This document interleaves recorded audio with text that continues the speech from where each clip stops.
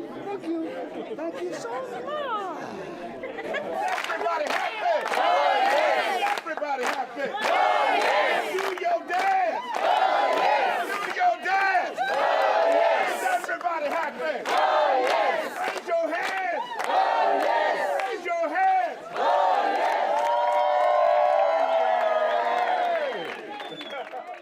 We have this we call caperucho. Caperucho. And we play like this.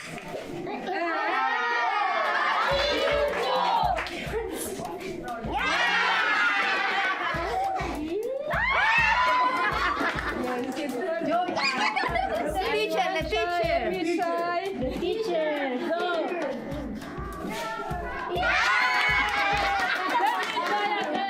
¡Viva México!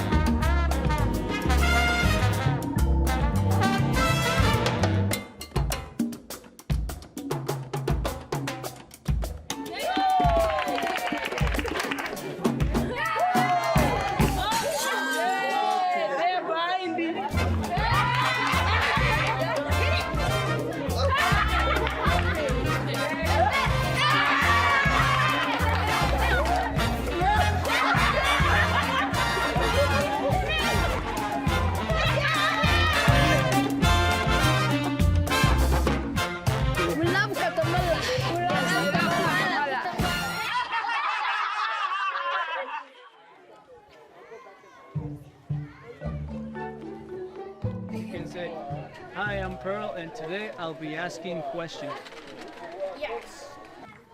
I am Pa. I've come here to ask some questions. Okay, stand right here. Right here, come over there. Perfect. There we go.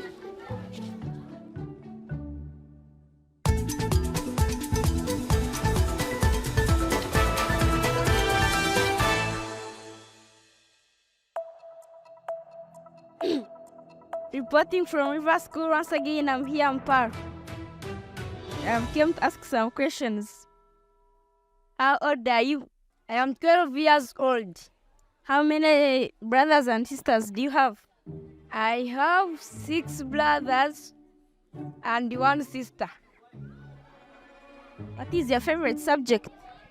I like science because it teaches us about human organisms and the plants. What are living things? Living things are things which have life, like people like you, and animals and plants and others. What is your favorite color? Is it blue? Your favorite puppy is a puppy. Which color?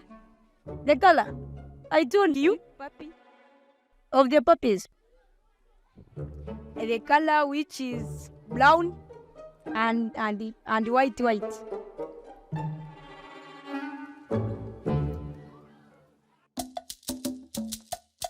We are going to clean our community to make sure that where we are is clean and we are staying in the clean environment. I'm very excited with my friends for what we are going to do.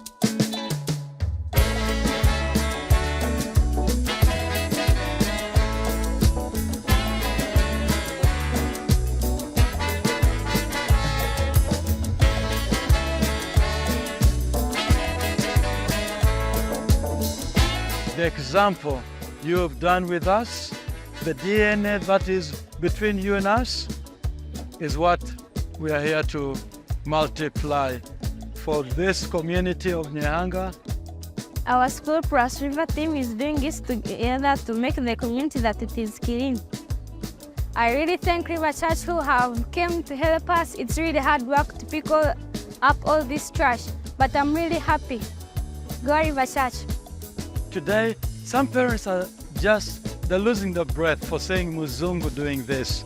It is not a common thing. It is not common to see a white guy cleaning. And you have cleaned our place and it has become clean. She has never seen white people cleaning.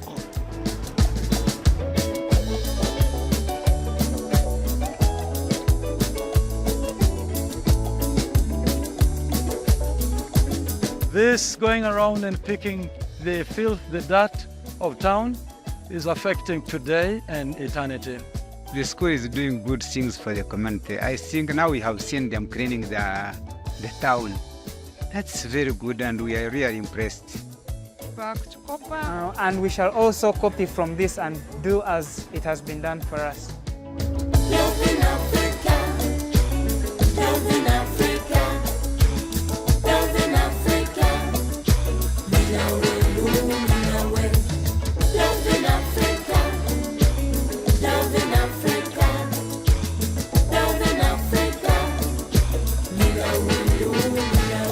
Since we need our school to be number one, our community should be number one, our parents and the others should be number one. Thank you.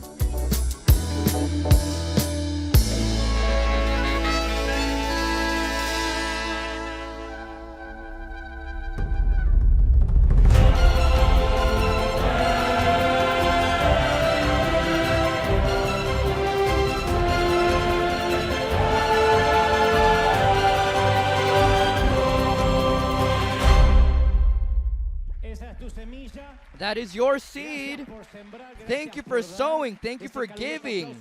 That warm applause goes to all those that sow, those that are a part of this marvelous church.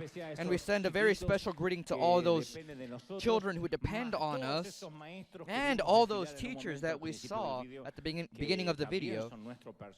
They're also a part of our personnel. They're not volunteers. They're a part of our staff. They're our employees, and we support them. The majority of them live there, so it's a great job. We can never take our finger off of our task.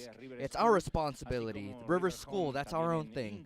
The same way River Home will be in India, and all the other things that we do thanks to your seed. All we're doing is historic, a Hispanic church supporting such a marvelous school, and this year we'll be opening up the high school, the secondary school, so that we don't lose these children, in the sense that they don't have to go to another school with a scholarship. So thank you for sowing. We're River. Are we ready? Yes or no? Very well. On the 4th of July, a patriotic date here in the U.S., July 4th, 1952, a 34-year-old woman went into the water and began to swim from Catalina Island to the coast of California. Those of us that are from here, we know that location's geography just a bit, and she was trying to be the first woman to accomplish this, crossing from Catalina Island to the coast of California. Her name was Florence Chadwick. That morning, Florence felt that the cold was very intense, the fog was very thick, and she could barely see the boats that were traveling with her to assist her. She was being watched by millions of people on national TV. On various occasions, the sharks had to be scared away with rifles, by shooting rifles, to protect the only body that was submerged underwater. The hours went on and she continued swimming, and the fatigue was never the issue. The cold water was, because it was freezing her bones. Almost 16 hours later, she asked to be removed from the water. Her trainer, who was right next to her in a small boat, encouraged her so that she wouldn't give up. But Instead of seeing the California coast, all she could see was a thick fog. So just a few minutes later, she said, "I can't do this anymore," and they took her out of the water. Just hours later, when her body began to defrost, she felt the shock of the failure. They took her out of the water just half a mile away from the Californian coast. Half a mile! And she realized that what had made her fail wasn't the fatigue, nor was it the cold, but what had stopped her from reaching her goal was the fog. So she told a reporter, "If I had seen land, I know, I'm convinced, I'm persuaded that I would have accomplished it." But she didn't have a way to know how much was left. So the fog clouded her reason, her eyes, and her heart. If she had known how close she was, she could have persevered, but she lost perspective. Literally, she lost perspective and she drowned. So I say there are certain moments in life in which the fog arrives in one way or another, and we lose sight of the edge of our goal, of whatever we proposed. When the fog is thick, it's very easy to lose perspective. And sometimes we believe that things are worse than what they truly are. We give up, and then we blame the fog because we feel that we abandoned our task, that we gave up, that we let our arms down, that we gave in, and we allege, "Oh, well, I didn't have the intention of giving up, but life was unfair, and it made things impossible, it made it impossible to continue on." Or, "Well, I didn't want to give up my family, but after what my spouse did, I had no other option. I didn't have any other choice." Others say, "Well, I didn't want to give up on my dream of starting this business, but this current government is exterminating me. I either shut down or I don't know how I'll continue on." Or, "Well, I didn't want to give up congregating or coming to church, but my pastor doesn't even know who I am, and on top of it all, they never showed me the love that I'm looking for at that church, the love that I need." So sometimes we blame the fog when we give up, and in the middle of that difficult, painful circumstance, we lose faith. And that's the only reason as to why the majority of times we can't reach the edge. We don't see land. And that comes because none of us are friends of uncertainty. We weren't taught to walk towards uncertainty. We were told that whoever walks without a map or without having a goal is just improvisation, and we don't want to improvise. Without a GPS, we always tend to give up. So every time we start a journey in any area of our lives, we want to be sure that we know we'll get there. It happens when we get in the car. We trust that a satellite that's in outer space is speaking to a computer that's in our car, and the indications are coming step by step, turn by turn, always with enough anticipation. Otherwise, we get upset. And it's so easy that we don't even have to think about it. I know there are people here, like myself, who put on a GPS to get home, and they've been doing this for 30 years because they don't want to think about anything. A feminine, gentle, sensual woman voice with a Spanish accent says, "Please, shift over to the right lane and make a right at the next fork towards your final destination, which is on your left." Others have a guy voice for their GPS. I don't know. But in our lives, many times, we have to maintain our course. And in fact, we have to do that even when we don't know where we're going. If only it were as easy as driving a car. And let's think about all those moments when we wanted to know more details about our life, to not have to stress, to know where we were headed, but we didn't have the details. Real life doesn't work this way. If only we had a forecast of life, the way we have a forecast of weather, where we can see from what time to what time it'll be raining, when the sun will come out, when there will be winds. But real life doesn't work that way. It doesn't work that way in that heartbreaking moment where a couple month after month sees a negative sign on the pregnancy test while the chronological clock continues advancing. It doesn't work for the employee that works so hard, hour after hour, trying to get a raise. Year after year, they're still earning the same amount. They don't get a raise or a promotion. She's not seen. This doesn't work for those that went through 4 decades of life and are still waiting to find that very special person that just never arrives. So, no satellite can tell us where we should turn in the situations that truly matter in life. And without a doubt, the roads in life are sometimes very stony and rocky, confusing. Live long enough and you'll realize that sometimes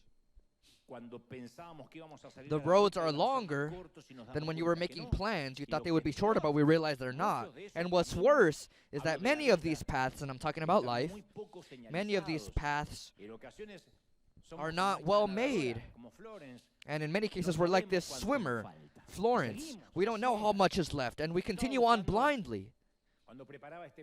As I was preparing this message, I was looking for biblical references in relation to the topic of racing or marathons. And I was surprised to see how many times races and marathons are mentioned in Scripture.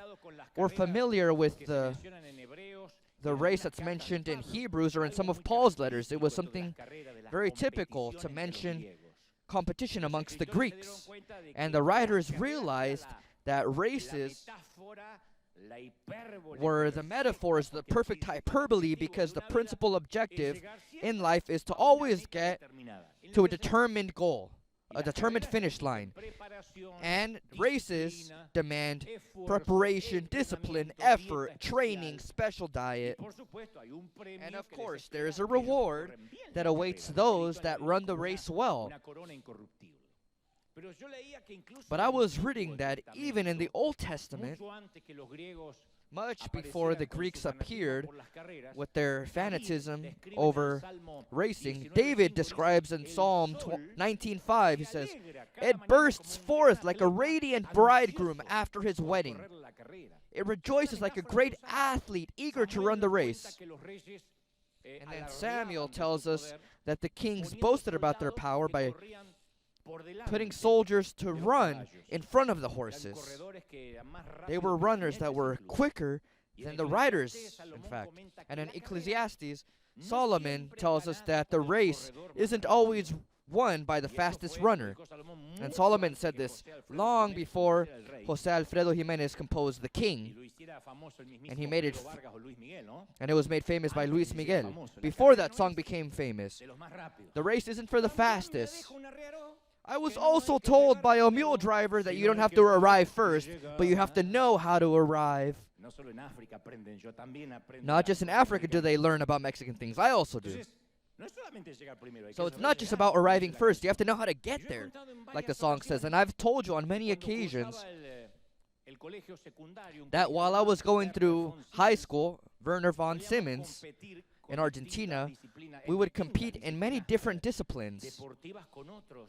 We would compete in sports against other students from other schools, like the Ford School, the automotive school, or Flandria. It was a cotton factory in Argentina. And I remember signing up for something called the relay race. And I was always thin. Amongst the few virtues that I've always had, I was always skinny. I can't remember myself being swollen.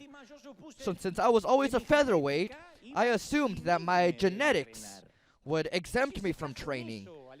So I ignored the trainer when he said, "Oh, prepare for the race, build up your resistance." I assumed that I could run fast and that I knew how.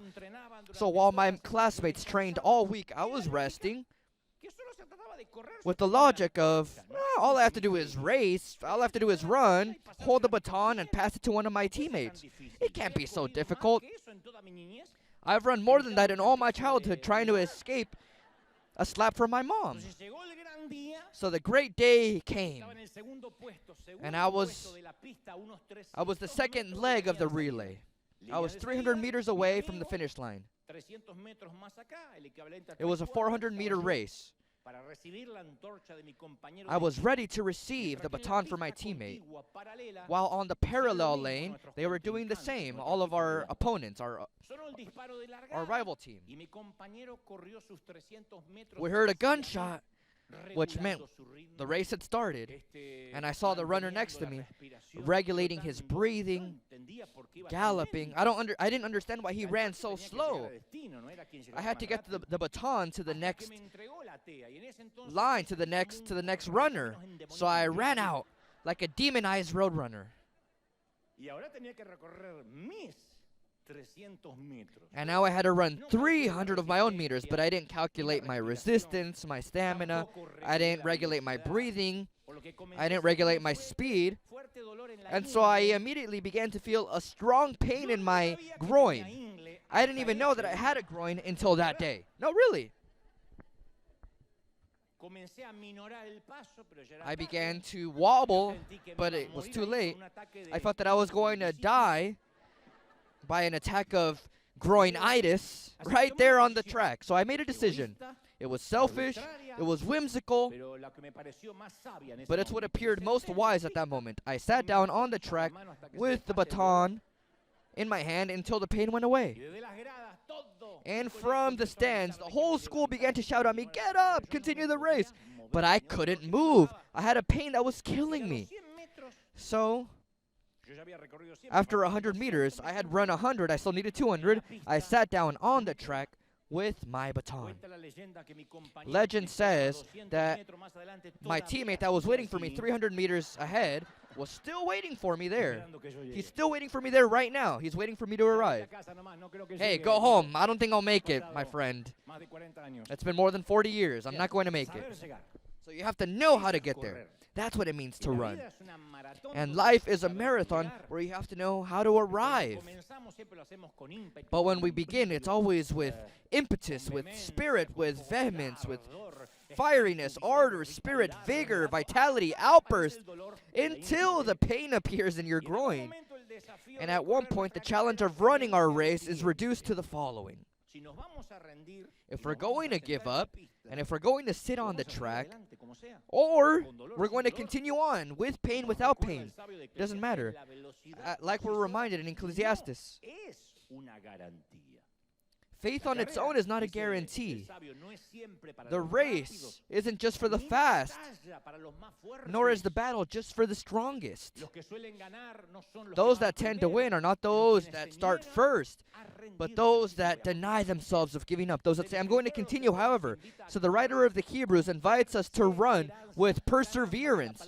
Man, does that word escape between our fingers like wet sand. Perseverance. The race that we had ahead of us. You know, I could have said, run it quickly, or make sure that you leave your rivals way behind you. No, but he says, perseverance.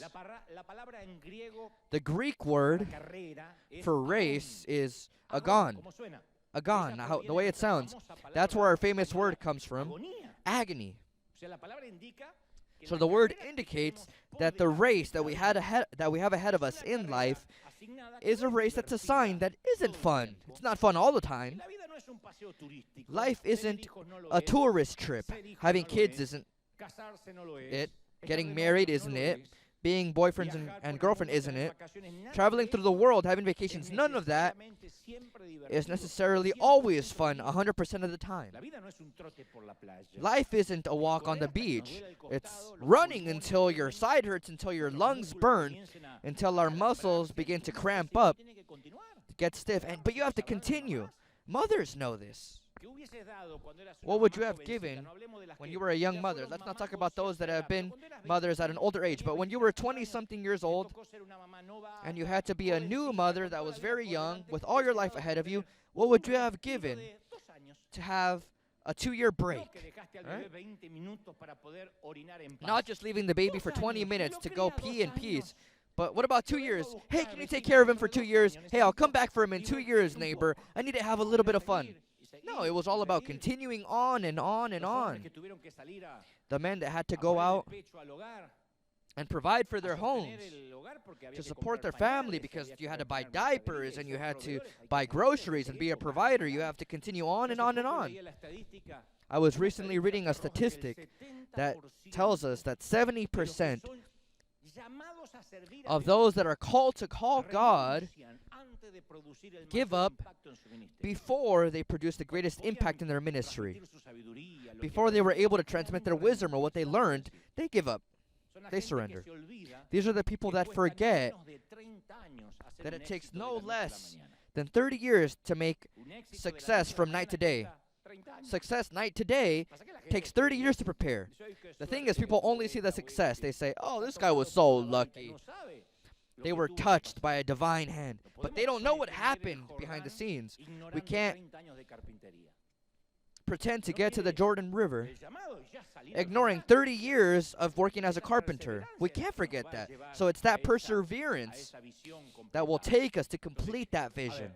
So, the way in which we keep ourselves on track is going to be determined by the parameters of longevity in our ministry, in our lives, in our assigned purpose. The Bible says that we can never pick the level of difficulty or the level of the track that we're going to run on, or the obstacles that we're going to face, like in video games. In video games, you say, I'm going to start on the easy mode, and then once I learn it, I'm going to up it to a more difficult setting. Life isn't like this. We don't know what difficulty we're going to be dealt. If it were up to us, we would all run on a tropical beach, all downhill. It's great to run downhill, isn't it? We would put oasis of water all over the track. We would put on headphones with whatever band you want. When I lived in Miami, I would ride my bike almost every day, almost every evening for hours, because it was all flatlands. As soon as I got to California, I went out to ride my bike in the hills, and I came back half an hour later with my bike in one hand and my lung in the other. I hung up my bike, and I swore I would never go out again. Either they remove the mountain and the hills, or I won't go out again. So sometimes we wait for life to be a fun race that's pleasant, because we say, well, in the end, we're running with Jesus, right? But let's not forget that for some, the end of the race is to avoid the fatigue, the obstacles, the sweat. But you can't. Those steep hills in life are a part of the plan. I like to ask people wherever I go what things they would change in their lives if they could. It's a question that I tend to ask during the conference as well. What things would they change in their lives if they could change one thing or a pair of things? And the answers that I hear always have the tenor of fatigue, of anxiety, of a burden. My son is losing a battle against cancer, and we're very upset with God. We can't understand why God allowed this. We've been married for less than 5 years, yet we both feel like throwing in the towel. We don't know why we got into this. She's been sick for years. The doctors can't diagnose her, and the only thing we know is that each day she gets worse. We love our son who has a disability. We love him the way he was born. But sometimes we're so overwhelmed, so discouraged to know that we're not going to enjoy the normal that other families enjoy. Others say, I feel invisible. Women say, I feel invisible to my husband or to my children. Or she sees a future of debts that never end. He can't leave his depression. She can't find a job. He's sure that nobody will love him. I can continue on, but we all have our own stories.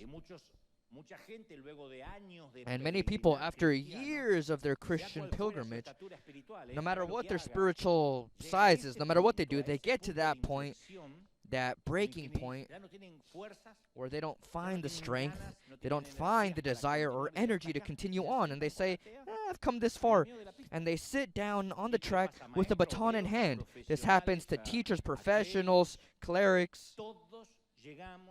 We all get to a point in our lives where we want to give up, and those that say, oh, it never happened to me, well, it's because you haven't lived yet. Live long enough and you'll get to a point where you'll want to give up in any area of your life. the exact moment, GPS would say, at the exact moment in which we lose sight of the coast, the moment in which we lose sight of the purpose as to why we even enrolled in this race. It happens in marriages, it happens when we decide to be parents, it happens when we say yes to a call from God. At one point we lose sight of the coast and we ask, does this even make sense, what I'm doing? I don't know if you've ever tried to build a puzzle without the picture on the box, because on the box you can see how the end product will look. If it's a cat, if it's a paradise, if it's a mother-in-law running away, but there's always a picture. When I was a child at home, we had many puzzles at home, for rainy days especially. Except somebody had the genius idea of throwing away all the boxes because they took up too much room. So they were in plastic bags, all the puzzles. And we didn't know if these pieces corresponded to this puzzle or to the other one. We didn't know if they mixed. So I would say, well, I'm going to assemble something. And I would assemble the easier puzzles, but I would get frustrated because I had no model to compare it to. So I would throw everything back into the plastic bag. So it's easy to give up when we have a couple of pieces, but we don't have the final complete image to compare to. The final complete image is the guide to get through the entire process. It shows us where we're going. If only those that went through university could have an image of the diploma. They have it in their imagination, but imagine if somebody went into the future and brought back a diploma to the present time, saying, here's what you're going to earn. Here's the certificate of so much sacrifice. This is the business that you're going to start when you finish your school. If you could just see the results, it gives us the certainty that everything is going to link together and it'll all make sense. The author of the Hebrews describes it in the following way. He says, faith is the guarantee, I guarantee you, that whatever you're waiting for will pass, will come. That's what faith is, the guarantee, the picture, the certainty. That's security of what cannot be seen yet.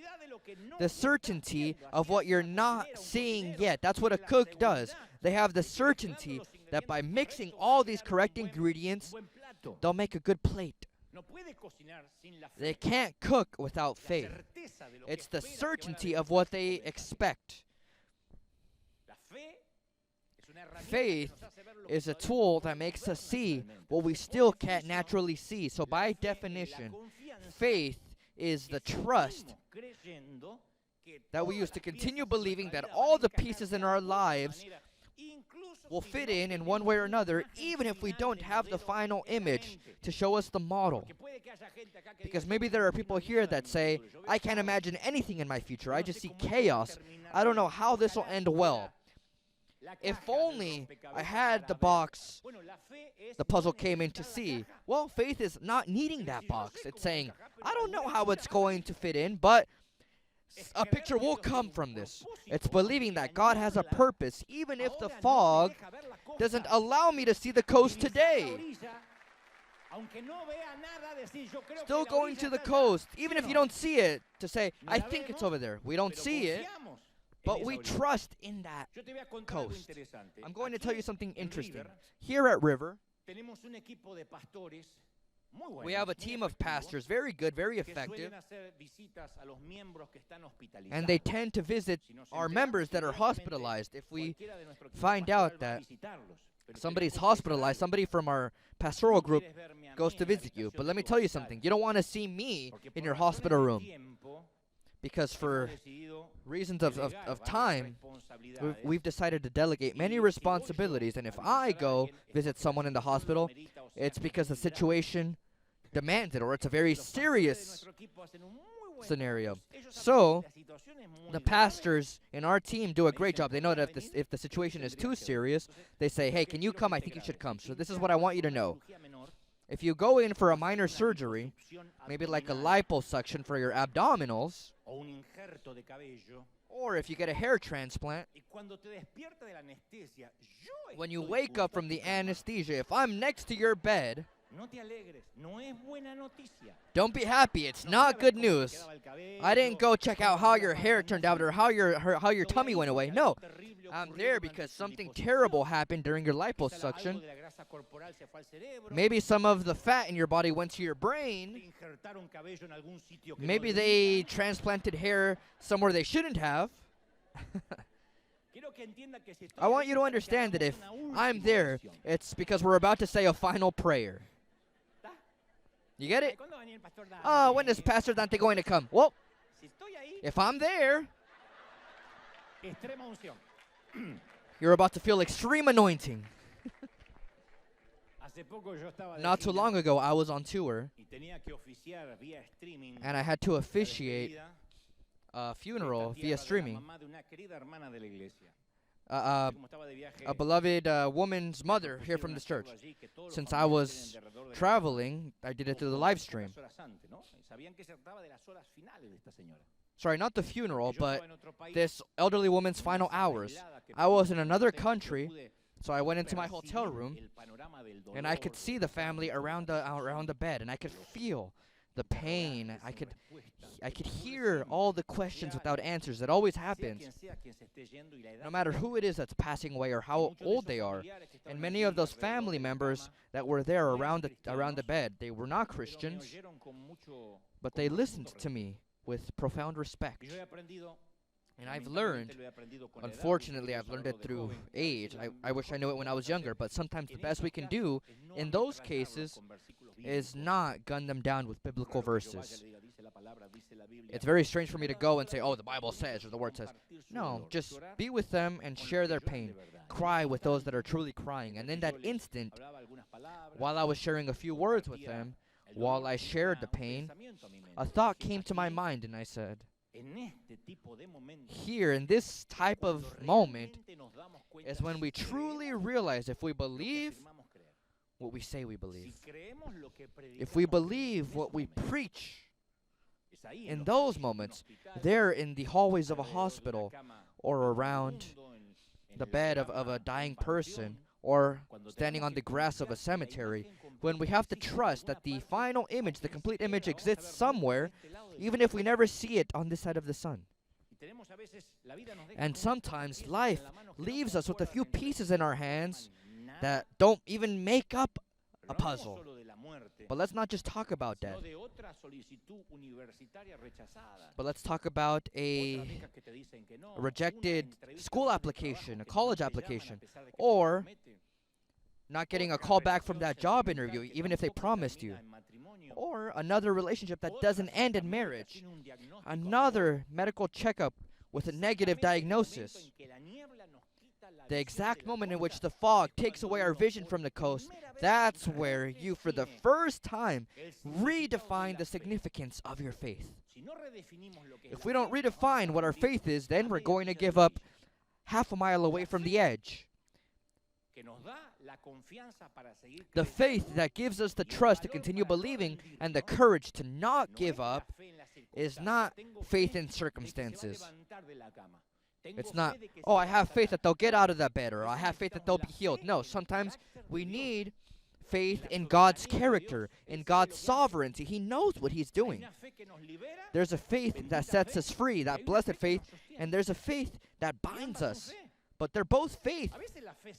Sometimes faith heals, of course it does. Sometimes faith pays debts.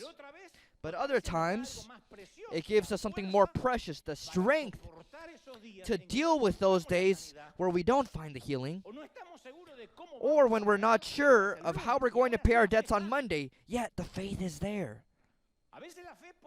Sometimes you can see faith in a hospital waiting room with the wife on her knees praying for her husband that went into the operating room to have a tumor removed. And the doctor comes out and says, woman, or miss, there is no tumor. What do you mean there's no tumor? Well, we opened him up and there's nothing there. We don't know what happened. It's not there. It doesn't coincide with the x-rays. We just can't explain it. It's a miracle. That's sometimes how we see faith. We've heard it. But other times as well, faith is with a wife at a cemetery, seeing how the coffin of her beloved descends underground, and she has to have faith to learn to live with this new normal. I know I wasn't going to hear many amens, but it's the truth. I've seen both examples. And God was present with each one of those people. There are parents here that prayed with faith and their children were set free, but I've also seen parents that I had to help officiate the funerals for their children. Yet faith supported them. Faith that sets free and faith that binds when we can't see anything. When there's nothing. That's faith. Sometimes faith can be seen in a missionary that decides to leave his comfort to go and take the message to a distant village, and something happens, something similar to what we saw in Uganda. A revival breaks out. And sometimes faith can also be seen in the life of another missionary that leaves his comfort. He goes to a similar village, and they don't let him preach, and they threaten him. And he spends 20 years there without converting anyone to Christ. So why does he stay? Because of faith. Sometimes faith can be seen when someone goes to the office and they tell their manager, you know what, I'm not going to lie to a customer. I'm not going to scam them.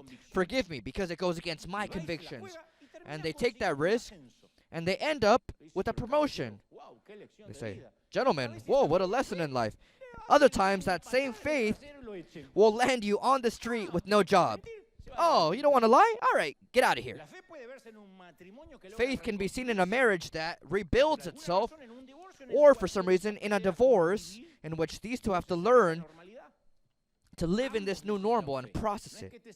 Both need faith. It's not that one fell from faith and the other one now has more faith. No, our faith is placed in God and in that final frame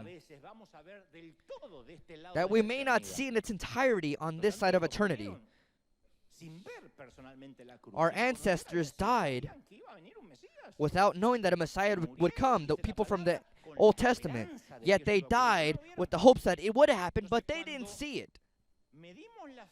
So when we measure our faith in the spiritual field and what's visible, it's not faith. It's either Mary Kay, Amway, or Herbalife, but it's not faith. Now I included another one so Herbalife isn't so alone. True faith continues believing even when the puzzle pieces don't seem to fit in. But that faith holds you up. I don't understand, but I'm going to continue on. I don't know what God is doing with all this, but He doesn't have to explain His purposes to me. But I believe. If not, why do we sing Sovereign God?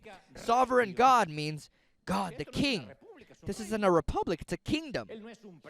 He isn't an elected president that was voted in by democracy. No, He's a King of kings and Lord of lords.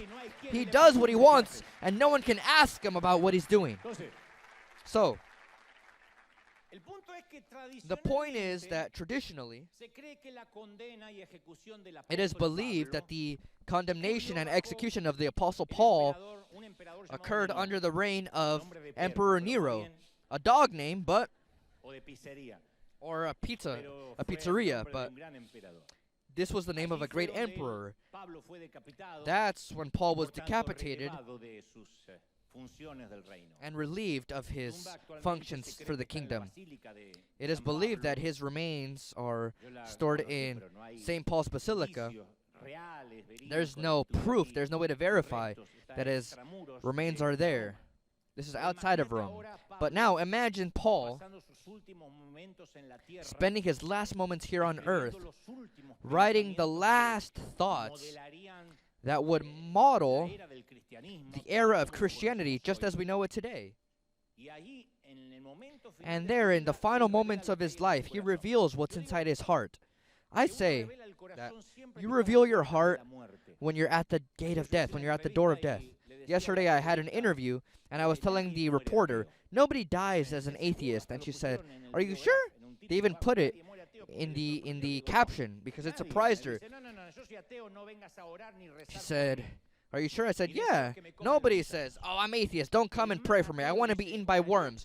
Even the biggest atheist says, hey, can you pray just in case? When they're going down that final tunnel, everyone asks for a prayer. Nobody dies an atheist under fire. Because that's where you have no intimidation, no fear to anything or anyone on this side of eternity. You lose fear of what people will say when you're about to die. What can threaten a dying man that knows, in this case Paul, where he's going? What can threaten him? Tomorrow we're going to cut your head off. And? That's why the police takes confessions on a deathbed very serious, because they say that these words of people that are dying are filled with truth.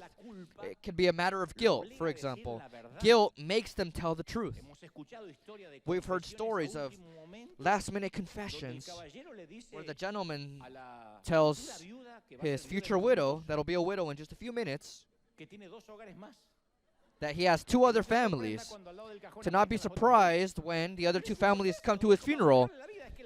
And you ask, well, why did he say it? Why did he have to make it all bitter? Well, his guilt doesn't allow him to not share. It's like in movies when the delinquent says, I won't betray my friends. I'll never tell you what port the drug ship will get to. I'll see you in hell. No, that doesn't happen. That's a movie. That's film. He lets everything out once he's finally dying.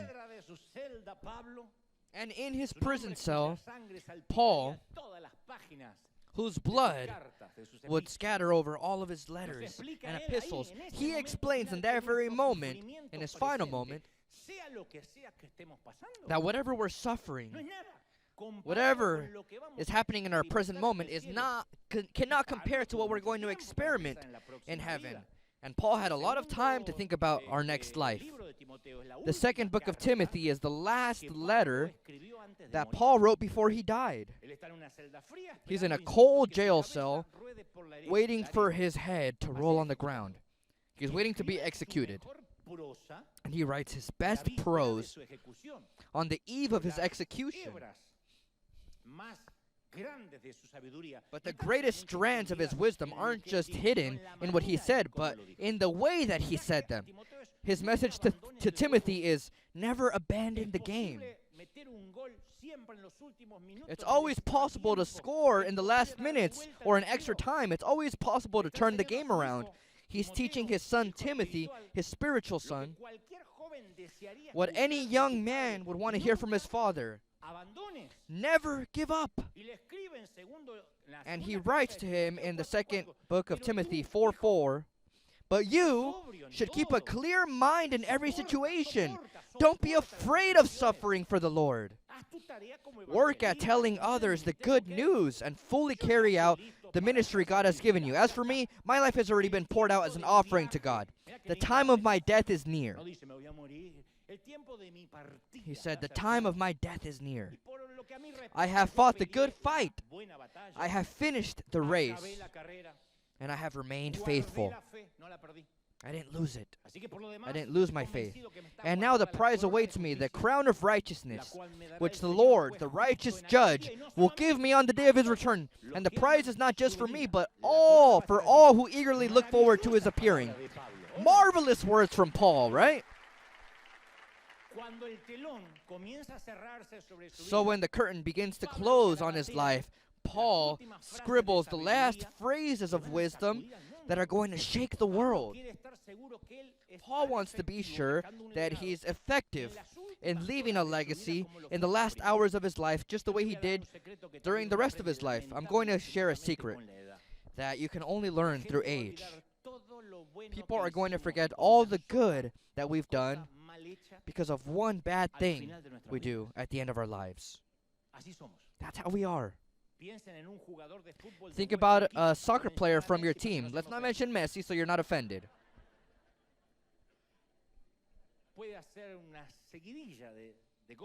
He can score goals and goals and win trophies, but if he loses the last game, then he can't go back to his country. Oh no, he should have retired. What a shame. He's not even trying anymore. He just cares about money. He doesn't represent the shirt. That's how we are. And with the same bar that we measure, the rest measures us. It doesn't matter what we've done.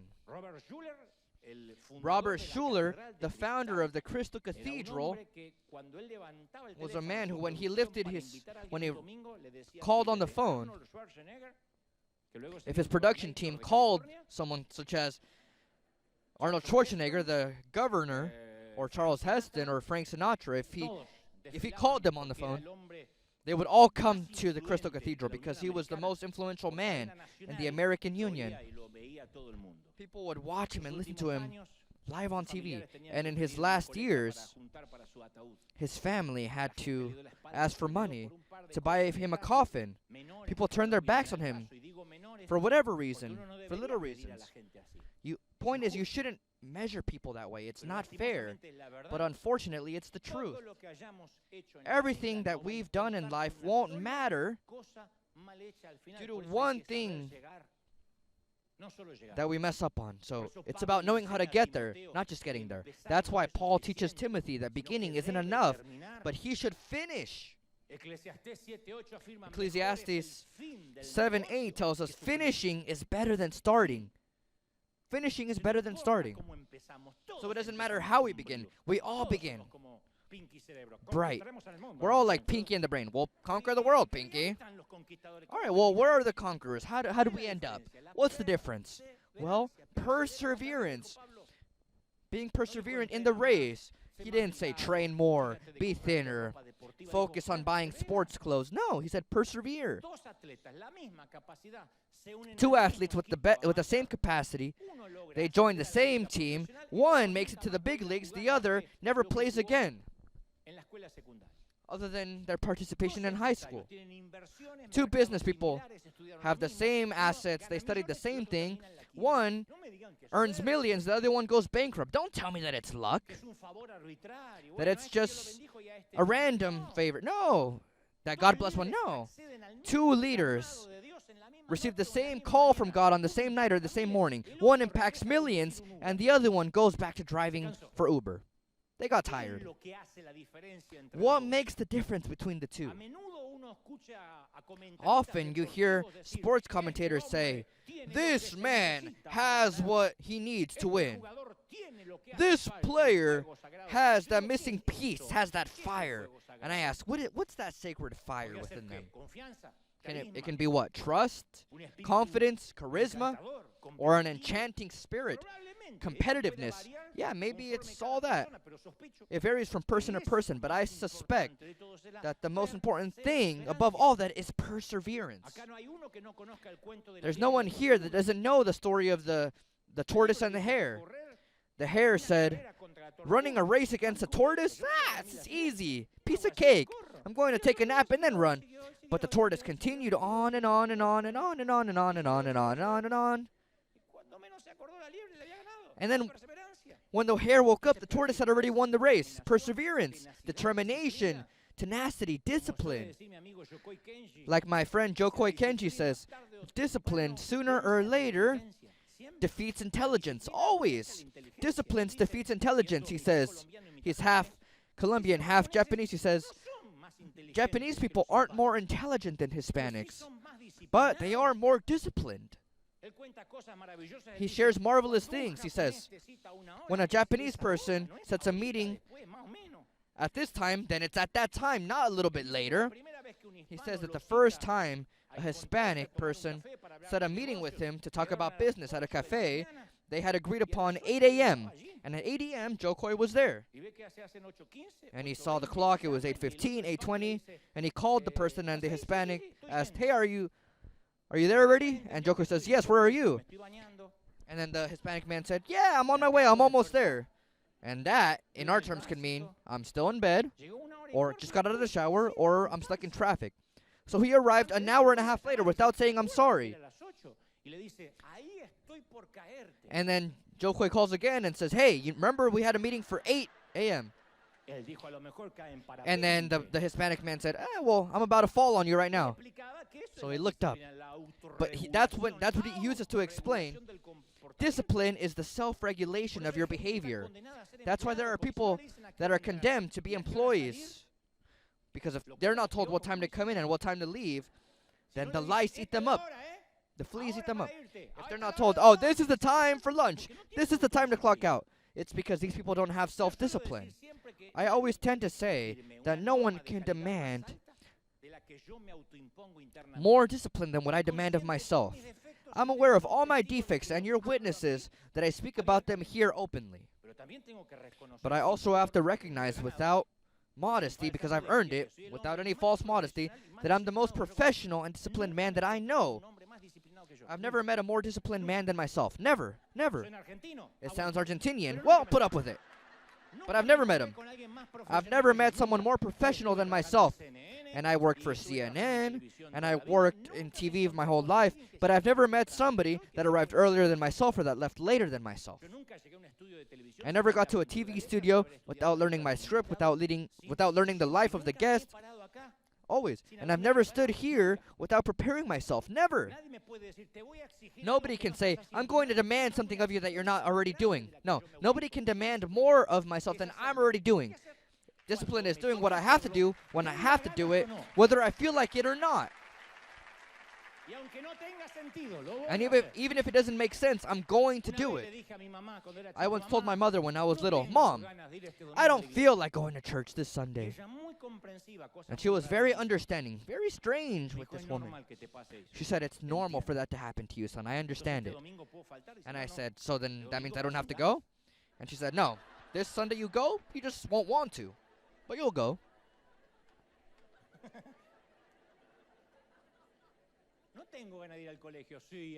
I don't feel like going to school. Yeah, well, the same thing used to happen to me, son. So then what?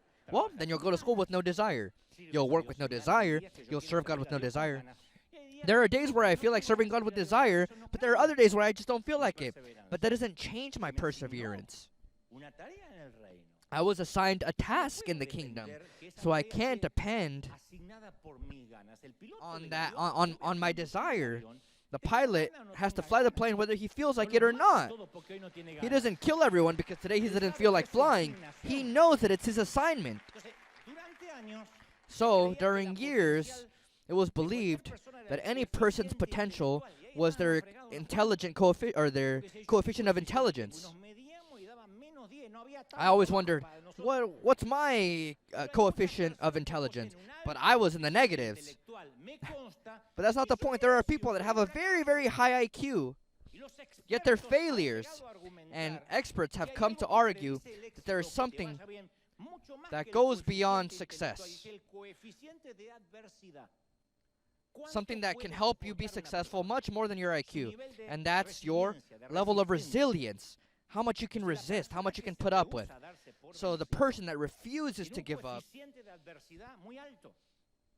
has a very high IQ. Their threshold of resistance is very high. You know, our kids, their threshold of resistance is very low. They want to kill themselves when their Wi-Fi is slow. The video takes too long to load. No, I want to kill myself. Or you want to kill them. And you say, Lord, I brought them into this world and I can take them out.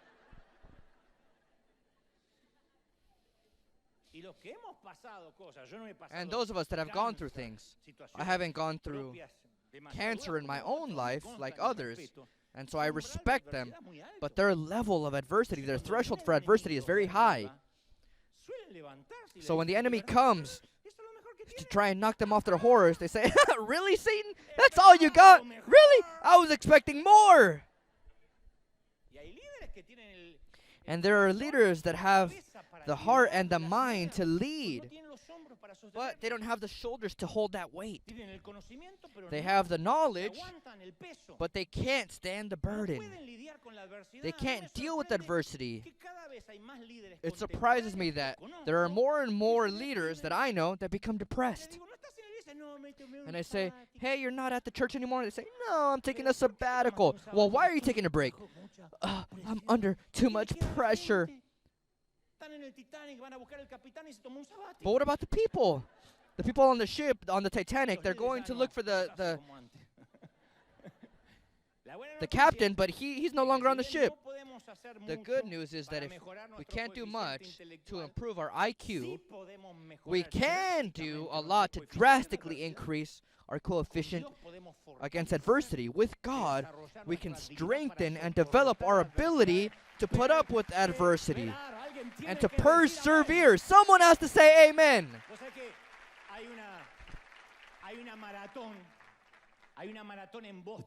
There's a marathon in Boston that was made very famous by a hill that's on the track at the 30th kilometer.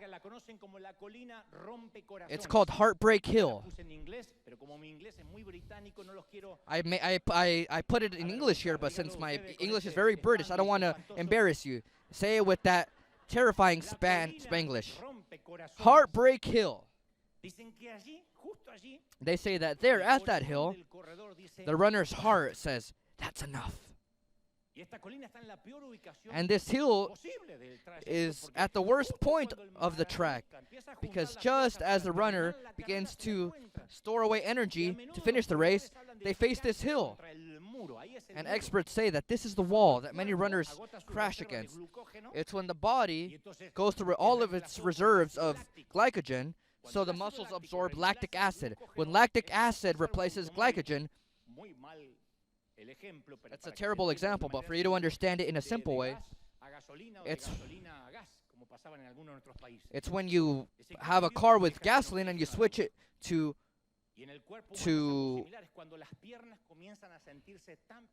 a different type of gas that doesn't let it continue on. All professional runners say that they crash against that invisible wall at about the 29th kilometer. So the hills in life that we are not able to climb can also break our hearts, literally. We set goals, we give the best version of ourselves, but then we crash against the wall. These are the moments that reveal the coefficient of our adversity. They leave us exposed so that we can see what we're made of, what kind of wood we're made of, or if we're made of butter. Sometimes the worst thing isn't the hill. Sometimes the worst thing is discovering that we don't have the resistance to get by it. And Paul describes continually the challenges of these moments. The Corinthians are running a race. The journey is filled with hills, steep, long hills and mountains, and Paul explains to them that the only way to get through that wall is by the power of God. In the second letter of Corinthians, chapter 4, verse 8, he says, "We are pressed on every side by troubles, but we are not crushed. We are perplexed, but not driven to despair. We are hunted down, yes, but never abandoned by God. We get knocked down, but we are not destroyed." Someone has to celebrate these words. We get knocked down, but we are not destroyed. In more simple terms, you're going to crash your face on the canvas more than once, but in one way or another, you're going to get back up and you're going to continue on. So Paul tells the Christians, that's how we are. That's what we're made of. We're those that get up when we get knocked down. And not until we hear the bell, in the ring, we're going to continue fighting that battle. So to run the race with perseverance, we have to have a challenging, unbreakable spirit that robustly denies to put a period where God is placing a comma. It's not a final period. Proverbs 24:16 says, "The godly may trip 7 times, but they will get up again." It's not saying that that's the maximum amount. It's just saying that it could have said, the godly may trip 50 times, but they'll get up 50 times. But one disaster is enough to overthrow the wicked. It means, does this mean that it exempts Christians from calamities? No. It's just that calamities don't knock us down and keep us there. What gave Paul the strength to get back up? Why would he get up every time he got knocked down? Well, 2 Corinthians explains what motivated him his whole life. He says, my love for Christ, Christ's love, controls our lives. And I felt very tired, very overwhelmed many times in life, like all of you. It's impossible for me to remember a time in these last 36 years of service in which I didn't have to face discouragement. What obligates me to continue on? Well, if I'm being honest, sometimes it was guilt. That was my gas. It was a corrosive combustible, of course. Because I know what I said, what I thought, what I did. I know the mistakes in my past.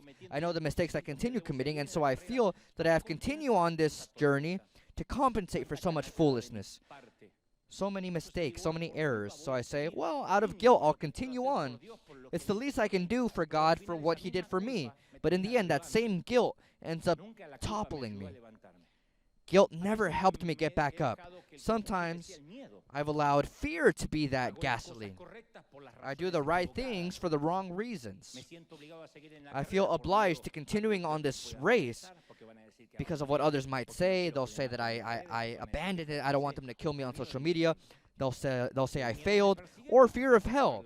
So that fear follows me, so I begin to run the race.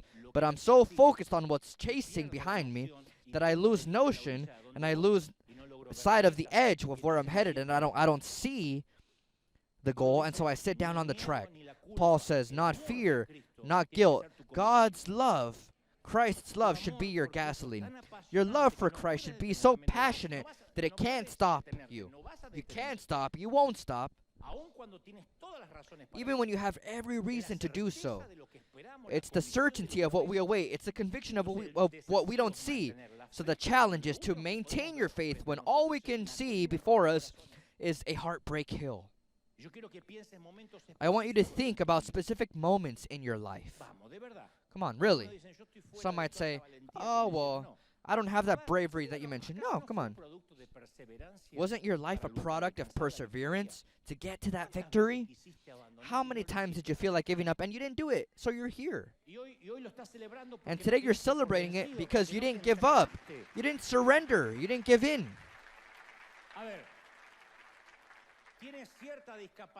Let's see. If you have a certain disability in learning, but it's tough for you to study, yet you passed that test. You made it through. You learned it by memory. You had to put in 3 times the effort than others maybe, but you did it. They treated you unfairly.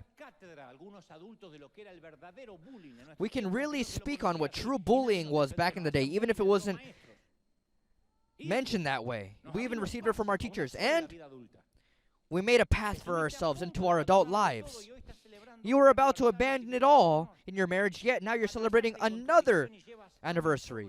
You battled against an addiction, but now you've been sober for years. The process of chemotherapy and radiation was devastating, but you finally heard the word remission.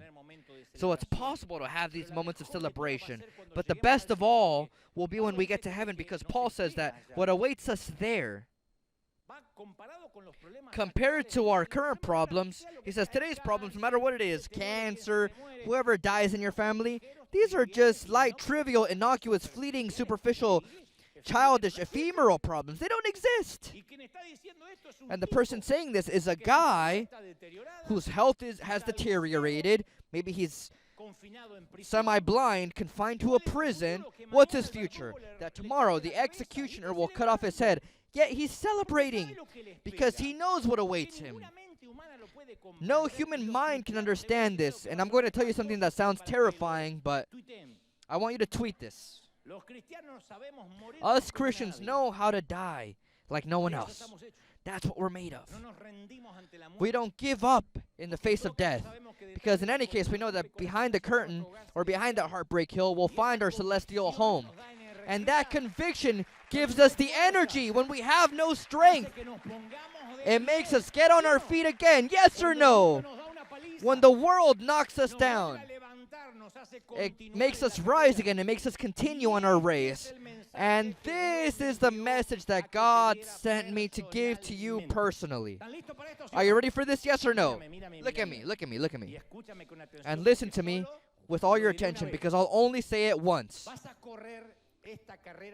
You're going to run this race called life. You hear me? You're going to expose yourself again. You're going to get up. You're going to put your feet on the track again. It's a choice that you're going to make every day until you die. You'll say, today I'm going to choose courage. Today I'm going to choose to continue this race whether I feel like it or not. And God tells me to tell you, and I'm not interested And your excuse is you're going to get out of bed, you're going to leave the word depression behind, and you're going to run again. And God wants me to tell you this: you're going to fail. Some are saying, okay, Lord, I understand you. I'm going to run, and I'm going to run the risk of failing.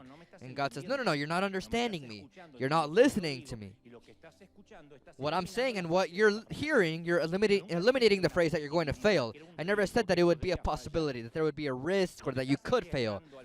No, you're not running the risk of failing. If you go out to run, you're going to fail more than once. God is aware of that.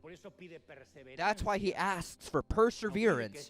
He doesn't ask that you arrive quickly with no failures. And throughout the journey of life, you're going to find many walls, many hills, many heartbreak hills, many hills that break your will to continue. But you're going to continue. You're going to get up. You're going to take a second wind. And you're going to get to that blessed goal even if you die trying. Dead or alive, you're going to make it. Because that's where you're going to realize if you believe in what you preach. And your discipline and perseverance are going to defeat intelligence, gifts, resources, and talents. And God tells you, I'm not going to tolerate any of the runners on my team sitting on the track with the baton in hand. If you don't have a faith that liberates you, then you're going to continue on with the faith that holds you up, that supports you. If it's not with glycogen, it'll be with lactic acid. But you're going to continue running. The race isn't always for the fastest. Battles aren't always for the strongest, but for those that persevere until the end. I know sometimes you don't feel like running, so here's the word. You're going to continue running even if you don't feel like it. And though the fog doesn't allow you to see the land, you can't see the coast, or you don't have the final image, God says, don't give in. It's not a suggestion, it's an order. Finish the race, you hear me? Breathe. Move your arms, move your legs. Get up. Get past that hill and run the race that you were assigned. That's life, says the Lord. An applause to the King of Kings and Lord of Lords. Come on, champions, get up. Someone has to celebrate loud for these runners that won't stop. For these marathon runners in life. Come on, celebrate with the greatest applause. That euphoric applause. As if your team just won the championship. Hallelujah! Let's run, my friend.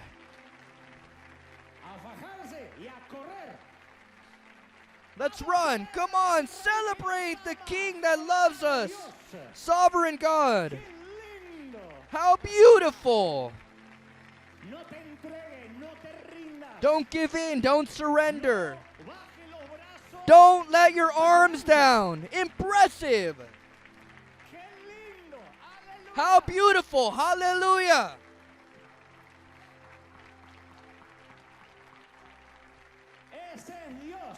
That is God. I love you, Lord. Put your hand on your heart if you can. Because before we say goodbye, I want us to say a prayer together for that heart that was broken by the hill. I want to pray for that broken spirit. I know there are no prosthetics for amputated spirits. But I am aware that the only one that can repair that heart is the one that created it. The one that gave us this heart. There are no phrases. There is no positivity, no coaching. There's nothing that can heal our hearts the way God will heal. There is no other person. And God wants us to place our hands on our heart and say, Lord, I was sitting on the track. I had abandoned the race with the baton in hand, and I made the mistake of not continuing. I thought that this fall meant that I had failed. I thought that since my groin hurt and since I couldn't breathe, I thought that I should abandon the race. But he says, no, continue. I knew you would fall. Paul says, we've fallen. We've been knocked down, but we're not destroyed. We haven't been defeated. Because the battles, the victories, and failures are all blurred out by the great final victory of the war. So you win, you lose the battles, but in the end, God wins the war.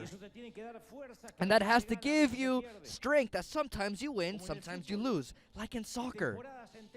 There are entire seasons where you have to lose and lose or draw and get to the end. Maybe not even make it past the first round of playoffs. That's soccer. I would use the same metaphor. This is life. Sometimes we make it to the final, sometimes we don't. Sometimes we don't even make it into the playoffs. But we're still players. We're still runners. That's what we're made of. That's what life's about. And they're going to want to break our hearts. They're going to want to break our legs. They're going to want to disqualify us. But we'll continue fighting. We'll continue moving forward. I'm going to pray so that some of that perseverance that I'm convinced God gave me should come upon you now. Because it's the only thing, forgive my phrase, but I can inflate my chest. I've been there. I haven't given up. I haven't taken a step back. I haven't moved away. I've been there in the saddest moments, yet I was there asking, God, where have you placed me? Or even when he changes my orders. That doesn't mean that when God changes my assignment, I won't obey, but not until God changes my order. I will continue on until the last of my days. And if that order doesn't change, then that'll be the last thing that God will find me doing here. What was the final order that God gave you? Remember it. You don't have to ask for more confirmation. You don't have to say, Lord, speak to me again. God says, I speak clearly. What was the last order? Stay there. Remain. Don't give in. Don't surrender. Let death surprise you alive. Arrive at death alive, living. Arrive at death running.